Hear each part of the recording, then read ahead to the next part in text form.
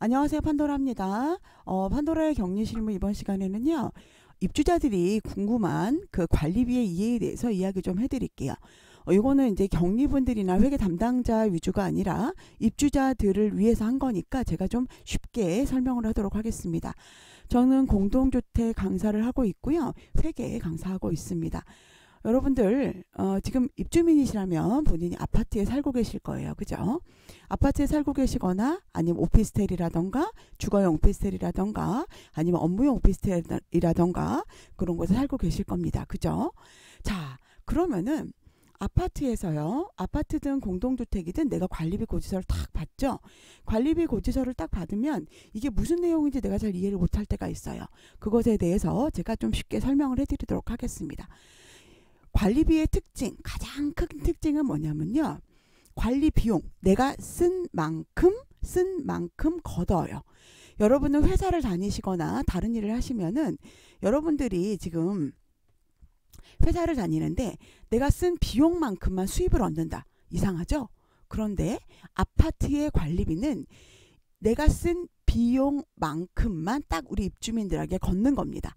그래서 관리비의 특징 중에 가장 큰 것은 관리 수익과 관리 비용이 일치한다라는 겁니다.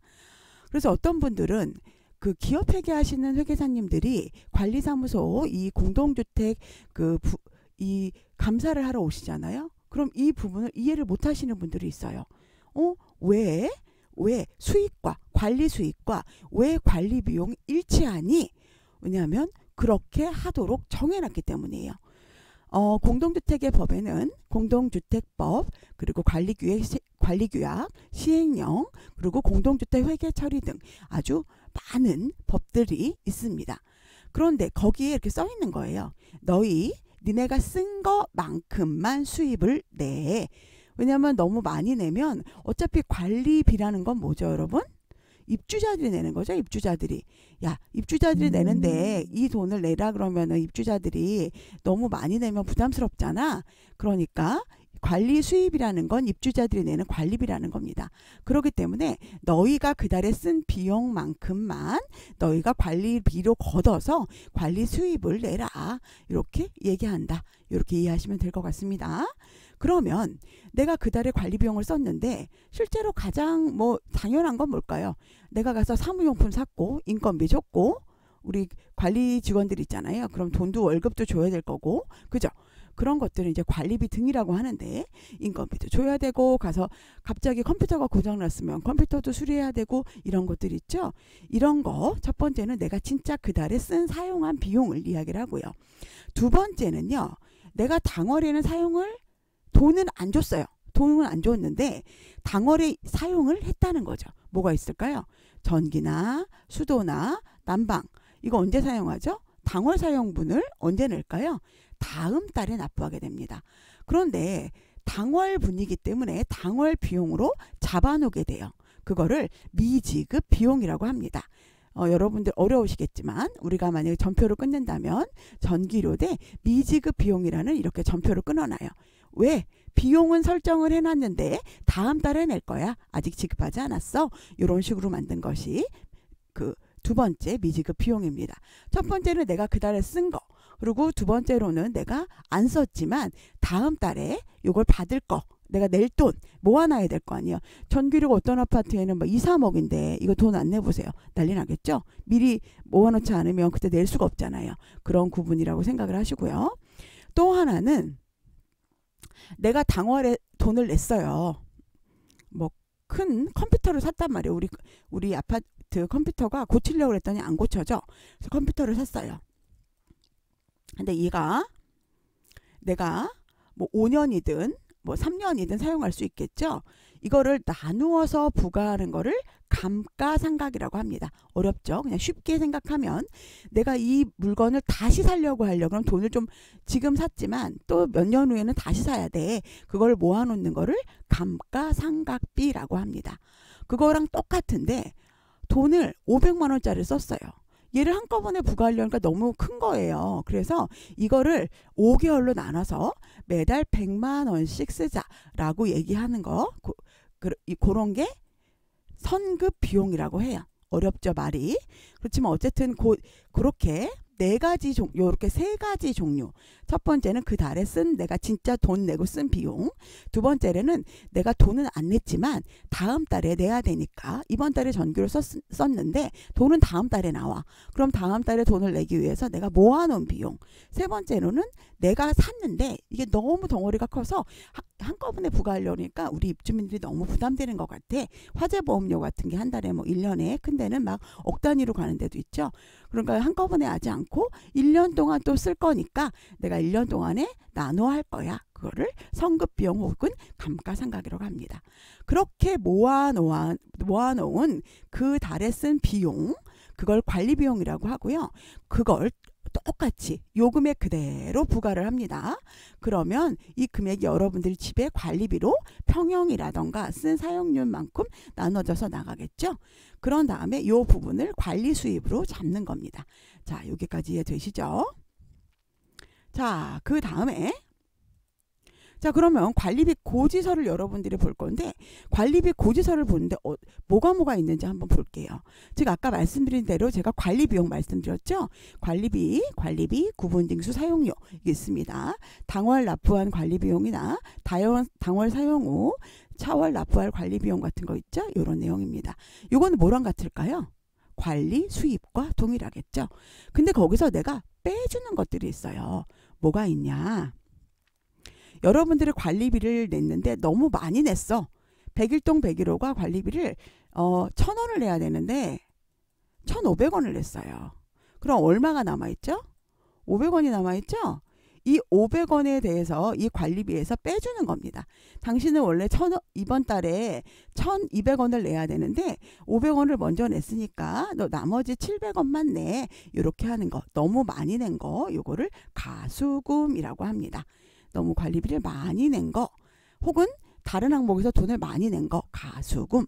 그리고 관리비 차감 적립금이라는 게 있어요. 여기 금자가 빠졌네요. 적립금.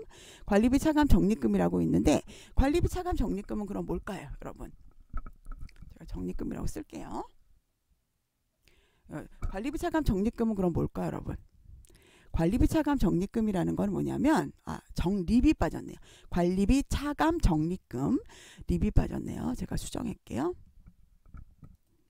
예, 관리비 차감 적립금이라는 거는 얘는 뭐냐면 여러분들이 우리가 열심히 그 잡수입 같은 거 벌었잖아요. 광고 수입도 하고 승강기 수입도 하고 여러 가지 뭐 그런 관리 수입 말고 관리비 말고 그 나머지에 돈 들어오는 거 있죠.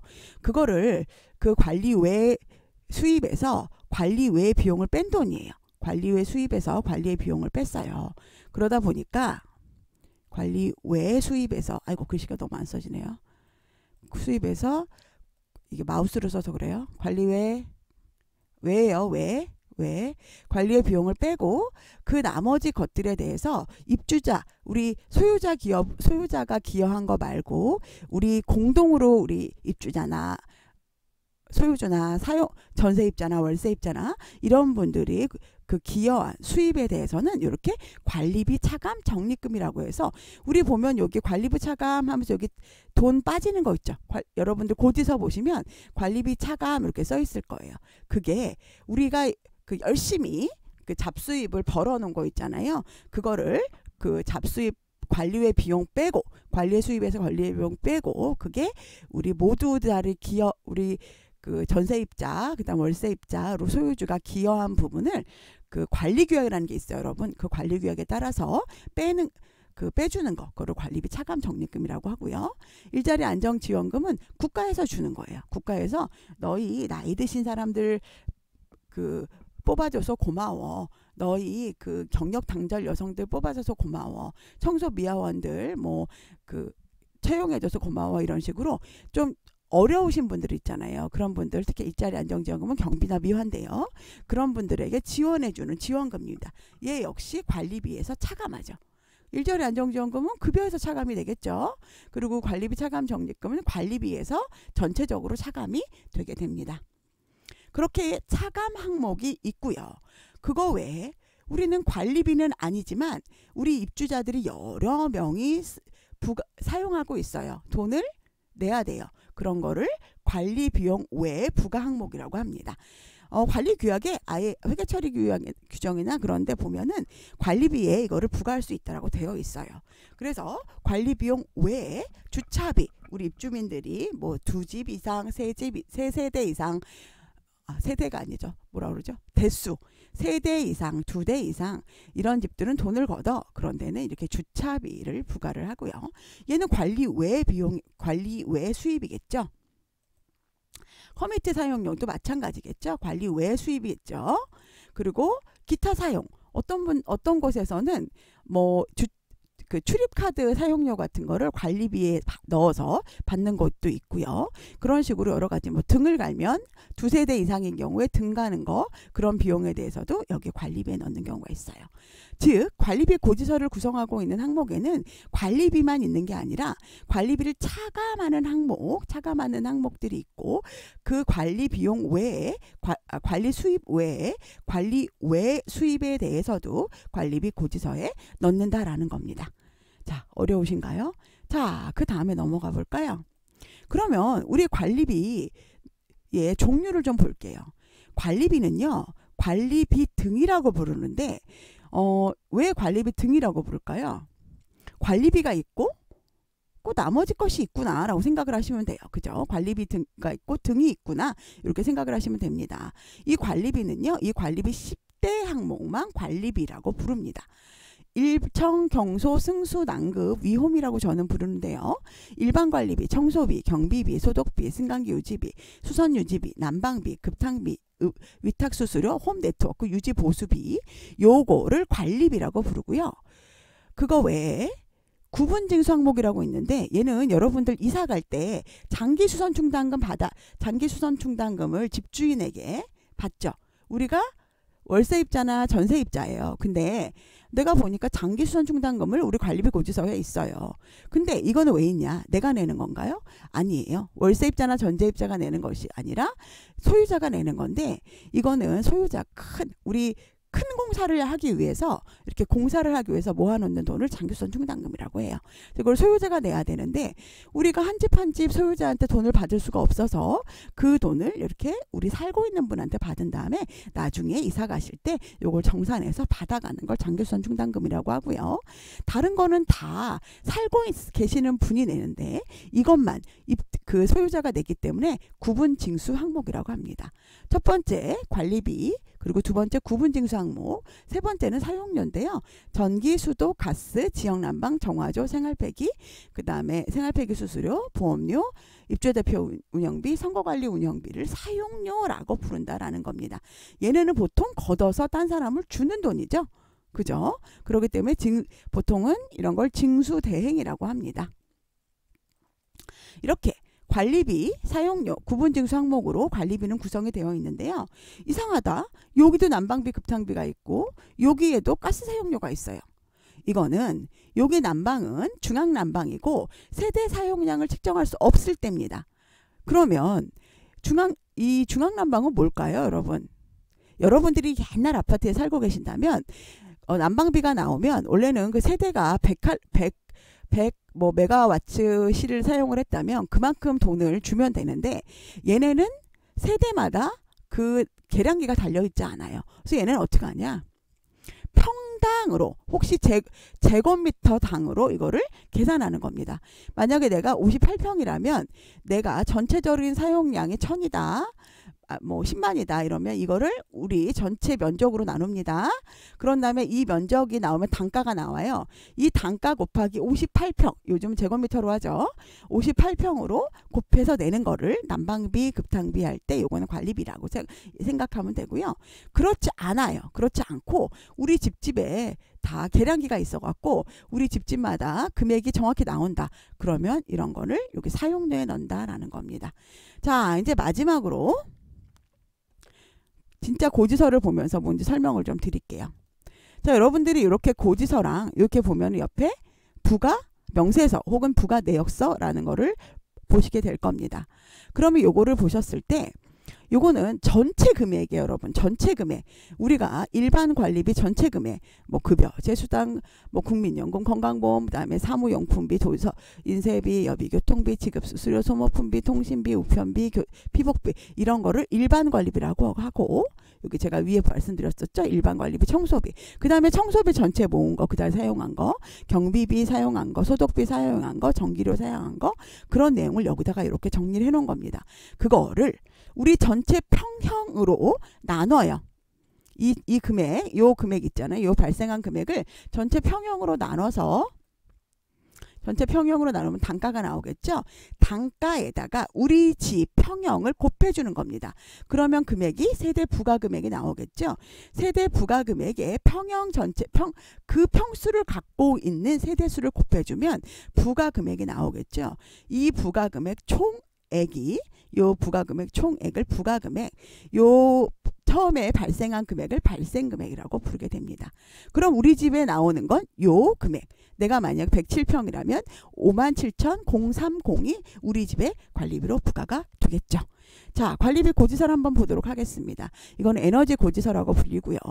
요 위에 있는 게 이제 에너지 관련된 내용이고요. 요 관리비, 요게 우리 집 관리비입니다. 우리 집 관리비예요. 자, 요 관리비에 대한 내용이 여기에 이렇게 있어요. 그래서 우리가 일반 관리비 여기 했던 요 관리비가 여기로 오는 거예요. 일반 관리비가 얼마고 청소비가 얼마고 소독비가 얼마고 이렇게 그 각 사용한 부분에 대해서 나오는 거고요. 여기서 모르겠는 거는 수선 유지비를 뭔지 모르겠죠. 우리가 집에 자잘한 우리 그 아파트를 고치는 공사 같은 비용 혹은 저수조 청소라던가 어떤 뭐 수선에 관련된 걸 모아놓는 거 그걸 나누어서 부과하는 걸 수선유지비라고 합니다. 여기 나오는 설명을 좀 드릴까요? 모르실 것 같으니까. 일반 관리비는 제가 모르실 것 같아요. 이렇게 인건비가 대부분이고요. 우리 관리실 인건비가 대부분이고요. 여기 인건비는 대부분 우리 관리 직원 관리소장님이나 경비랜다. 관리소장님이나 경리나 서무나 아니면은 기존 직원이나 이런 분들 거를 여기 일반 관리비에 넣고요. 근데 너무 많아. 왜 이렇게 많지? 그런데 왜 그러냐면 거기 안에는 국민연금 같은 4대 보험료와 퇴직금 모아놔야 줄 거 아니에요. 퇴직금 연차라던가 그런 부분도 같이 들어있기 때문에 어떤 분이 이분이 월급이 350이에요. 너무 많다 이렇게 생각을 하시는데 여기 실제로 나가는 거는 요 885만 원이고 나머지 요거는 뭐예요? 4대 보험이라던가 연차라던가 아니면 퇴직금이라던가 이런 부분까지 다 더해서 350인 겁니다. 자, 그래서 이렇게 일반 관리비 그리고 나머지는 이제 관리소에서 사용하는 비용 그리고 이 감가상각비는 내가 물건을 샀는데 나누어서 부과할 때 사용하는 그 내용입니다. 요게 이렇게 있는데 요 부분에 대해서는 여기 일반 관리비 우리 집 그 전체 사용료를 우리 전체 평수로 나눠서 이거를 관리 평수라고 얘기를 하는데요. 관리 평수로 나눠서 요거를 이건 제곱미터예요. 요걸 나눠서 단가를 내고 그 단가를 우리 집 평형으로 곱해주는 방법으로 여기 앞에 일반 관리비가 나오고요. 나머지 청소비도 마찬가지로 청소 사용료 그리고 소독비는 소독하는 데 사용하는 비용, 승강기 유지비는 승강기를 유지할 때 사용하는 비용, 수선 유지비는 아까 집을 고칠 때 사용하는 비용이라고 말씀드렸습니다. 근데 큰 공사는 장기수선 충당금으로 고치고 이거는 장기수선 계획서라는 거에 의거해서 합니다. 요거는요 보통 예산에 따라서 해요. 자, 그리고 수선 유지비는 그 나머지 뭐 저수조를 청소한다거나 아니면 무슨 뭐 관이 막혀서 뚫는다거나 그랬을 때 사용하는 거를 수선 유지비. 보험료는 화재 보험료나 건물 보험료 등을 이야기하고요. 그 다음에 이제 전기료를 보시면 요 위에는 279kW라고 한 거는 세대 전기료를 얘기를 하는 거고요. 그 다음에 나머지 공동전기료라는 거는요. 다 쓰고 났어요. 전기료 전체에서 그 세대 전기료, 승강기 전기료, TV 수신료를 다 빼고 나면 나머지 것들이 남을 거 아니에요. 그걸 공동 전기료라고 하는데요. 공동 부분에서 쓴 전기료를 이야기를 합니다. 자, 그리고 밑에는 기본 수도료가 있죠. 기본 수도료라는 거는요. 기본 요금이에요. 수도료, 감가상각이라던가 그런 걸 하기 위해서 아예 수도사업소에서 너 이만큼은 내야 돼 라고 정해놓은 기본 수도료와 내가 실제로 사용한 수도요금, 그리고 내가 전체 고지 금액에서 기본 수도료와 수도요금을 뺀 게 공동 수도료입니다. 그 다음에 이제 경비비라던가 선거관리 운영회비, 대표회의 운영회비, 그리고 위탁관리 수수료라는 거는 내가 자치관리였을 때는 위탁관리 수수료가 필요 없지만 내가 자치관리를 할 때는 위탁관리라는 업체랑 계약을 맺었을 때는 위탁관리 수수료를 주게 됩니다. 그리고 아까 말씀드린 차관관리비라고 해서 이렇게 마이너스로 차감하는 금액이 있죠. 난방비는요, 내가 0.94 3제곱미터를 사용을 했고, 근데 단가가 높죠. 이건 왜 그러냐면은 얘네가 줄 때는 기가칼로리라는 걸로 주는데 우리가 실제로 사용할 때는 메가와트 아워라는 걸로 하기 때문에 조금 단가가 낮지만 실제로 단가가 사용량은 적어 보이지만 단가가 높아 보인다. 이렇게 생각하시면 될 것 같습니다. 여기 제곱의 3승 같은 경우에는요, 유량계를 사용하고 있는 거고요. 기가칼로리라던가 메가와트 아워 같은 경우는 열량계를 사용하신다고 생각하시면 될 것 같습니다. 자, 여기 기본 난방비와 공용 난방비 온수 있는데요. 기본 난방비라는 거는요, 기본 요금입니다. 지역 난방공사에서 너희 면적별로 니네가 난방을 이만큼 쓸 거니까 기본 난방비를 내. 그리고 공동 난방비는 요것들을 다 빼고 난 다음에 그 남은 돈을 공동 난방비로 치고요. 온수 요금은 내가 쓴 요금에다가 그 단가를 곱해서 하는 내용입니다. 그리고 여기 에너지 동일 면적 사용하는 거하고 우리 집 얼마를 쓴다. 그리고 공동전기료 동일은 얼마를 쓰고 이렇게 그런 내용이 나온 거고요. 열 요금의 에너지에 대한 거 이렇게 기재한 겁니다. 어쨌든 이거를 모아서 요 402,840원이라는 금액이 나온 거고요. 또 그리고 만약에 미납이 있다면 미납액도 포함해서 다음 달에 납부하세요 라고 나오게 됩니다. 그리고 감면에 대해서는 이렇게 대가족이라던가 전기요금 동결에 대해서 이렇게 4대 감면 내용이 나오고요. 전년 동월과 당월 비교 내용이 이렇게 나오게 됩니다. 여러분, 제가 조금 긴 시간이지만 조금 쉽게 여러분들께 이해하실 수 있도록 이야기를 좀 드렸는데요. 도움이 되셨을지 모르겠습니다. 요 정도만 이해를 하시면 관리비가 뭔지 정확히 아실 거라고 생각을 하고요.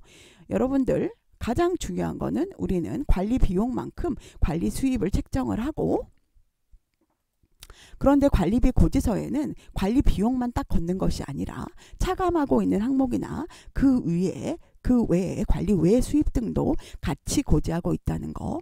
관리비 등에는 관리비, 구분징수 항목, 사용료가 있고, 관리비 고지서는 이렇게 생겼는데 전체 금액을 나누어서 단가를 정하고 그 단가를 각 세대 면적별로 곱해서 그 집 관리비를 정한다라는 거 잊지 마세요.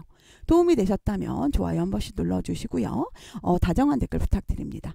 오늘도 좋은 하루 되시고요. 궁금한 거 있으면 아래에 댓글 달아주세요. 다음에 뵙겠습니다. 행복하세요. 내일은 더 행복할 거예요.